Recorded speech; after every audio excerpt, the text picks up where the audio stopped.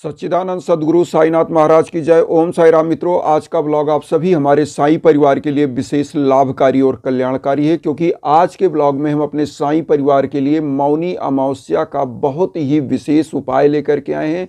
जो मौनी अमावस्या का शुभ मुहूर्त है वह कब है और अब की बार मौनी अमावस्या कब पड़ रही है, बहुत ही विशेष जानकारीपूर्ण। और जिनके भाग्य में, अगर आप कुंडली में बिलीव करते हैं, कुंडली में शनि ग्रह का अगर दोष चल रहा है, तो अब की बार जो मौनी अमावस्या है वह 21 जनवरी को पड़ रहा है और शनिवार को। तो यह आपके लिए बहुत ही विशेष है। जिनके दुर्भाग्य चल रहे हैं उनके लिए भी बहुत ही जबरदस्त माना जाता है, क्योंकि मौनी अमावस्या शनिवार को पड़ रहा है। और ऐसी मान्यता है कि शनि होता है न्याय का ग्रह और आपके भाग्य का ग्रह। तो शनि आपके जीवन में जो भी कष्ट है उसको न्याय के साथ समाप्त करते हैं। और ऐसी मान्यता है कि मौनी अमावस्या के दिन जिस जल में, अगर कोई आपके आसपास नदी है, पवित्र सरोवर है, तालाब है, वहाँ पर अगर स्नान किया जाए तो इस दिन उन तालाब, उन झील, उन सरोवर का, उन नदियों का, पवित्र नदियों का जल जो होता है वह अमृत के समान हो जाता है। और इस दिन जो पुण्य कर्म किया जाता है उसका 1000 गुना आपको पुण्य मिलता है। तो आइए जानते हैं सबसे पहले कि मौनी अमावस्या कब है। मौनी अमावस्या अब की बार 21 जनवरी को जो है पड़ रहा है। 6:17 से इसका शुभ मुहूर्त स्टार्ट होगा और अगले दिन मतलब 22 जनवरी को 2:22 तक मौनी अमावस्या का शुभ मुहूर्त रहेगा। लेकिन उदया तिथि के कारण मौनी अमावस्या अब की बार जो है वह जो है 21 जनवरी को 6:17 से आपका शुभ मुहूर्त स्टार्ट होगा। तो इस दिन आपको करना क्या है, सबसे पहले तो आप जान लें, 1 लोटा जल सभी समस्याओं का हल।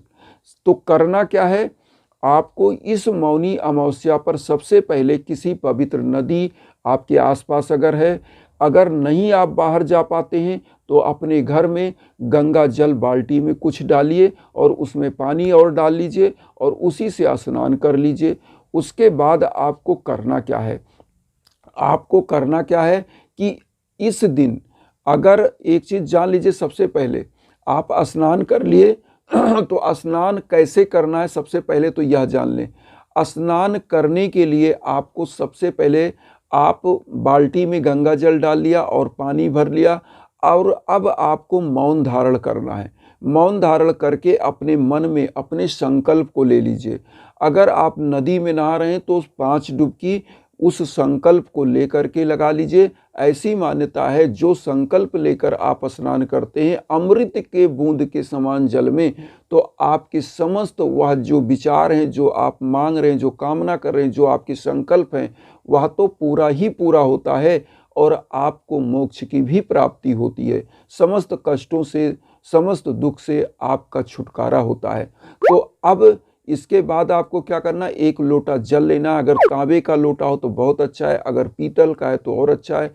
अगर वो भी नहीं है तो कोई बात नहीं, कोई भी पात्र आपके पास लोटा है उसमें थोड़ा सा तिल डाल लीजिए, अच्छत चावल और फूल डाल के सूर्य भगवान को अर्घ दीजिएगा।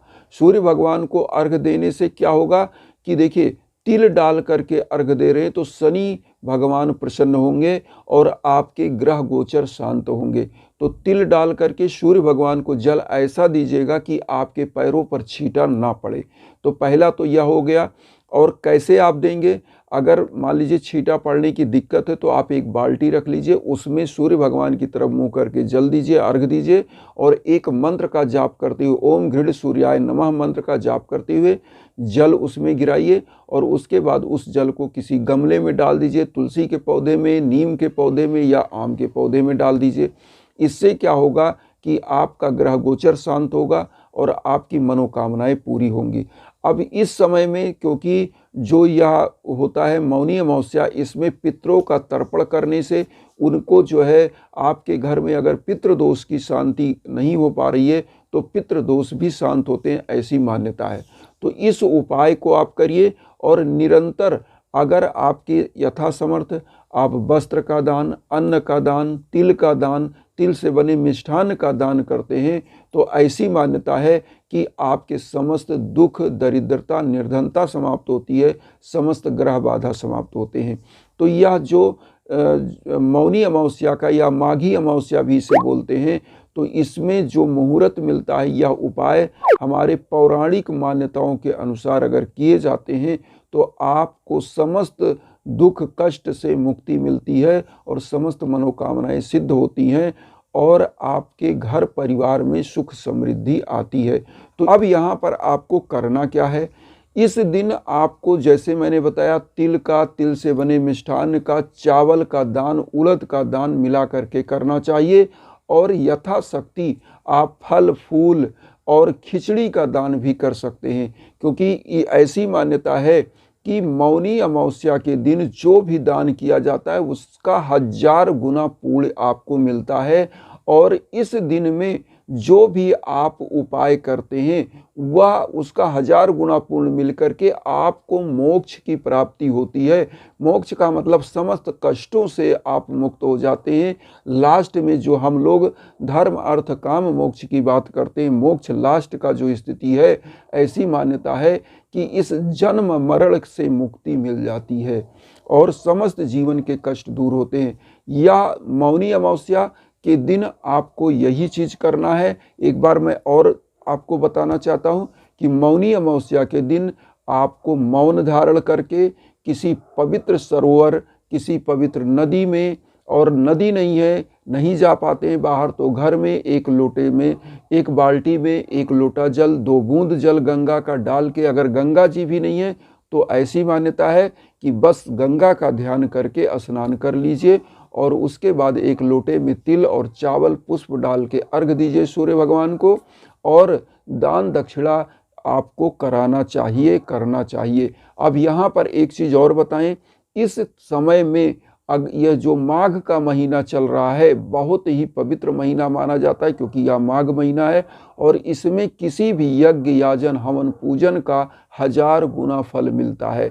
इसीलिए कहा जाता है कि माघ के महीने में जब खरमास समाप्त हो जाता है तो इस समय में यज्ञ याजन हवन पूजन, विवाह शादी और मुंडन संस्कार सब कुछ के लिए द्वार खुल जाता है। क्योंकि आपका जो मौनी अमावस्या आता है इधर से, इसके पहले से ही जो आपका स्नान का समय शुरू हो जाता है, उसमें होता क्या है कि उसी समय से खरमास खत्म हो जाता है। और खरमास जब खत्म हो जाता है तो ऐसी मान्यता है कि समस्त शुभ कार्य होते हैं, और जो भी शुभ कार्य होते हैं, पूजा पाठ यज्ञ याजन हवन का, उसमें हजारों गुना फल मिलता है। इसीलिए हम आप लोगों को इंस्टाग्राम का लिंक देते हैं कि कोई भी यज्ञ याजन हवन पूजन अगर आपको है तो इस उपाय को आप करिए और कराइए, और निश्चित रूप से हमारे इंस्टाग्राम पर आप संपर्क करके जो भी हमारे लायक है वह हम आपके लिए निश्चित करेंगे और करने के लिए तत्पर रहते हैं। तो आप सभी लोगों से हम एक ही चीज़ कहते हैं कि देखिए, सबसे बड़ा चीज़ है, अगर हमने मानव तन लेकर के जन्म लिया है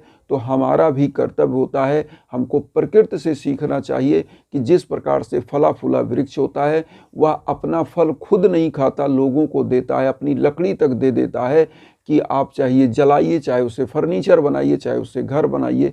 उसी प्रकार से अगर हम मानव हैं और हमारे अंदर जो ईश्वरत्व का गुण है, जो आत्मा है, अगर हम उससे अपनी शुद्धता के साथ किसी के लिए 1 रुपया अगर हम कमा रहे हैं, उसमें से कुछ 10 पैसे भी दान कर पाएँ, क्योंकि दशांश दान की बात कही गई है, तो वह बहुत बड़ी बात होती है और वह धर्म का पैसा बन जाता है।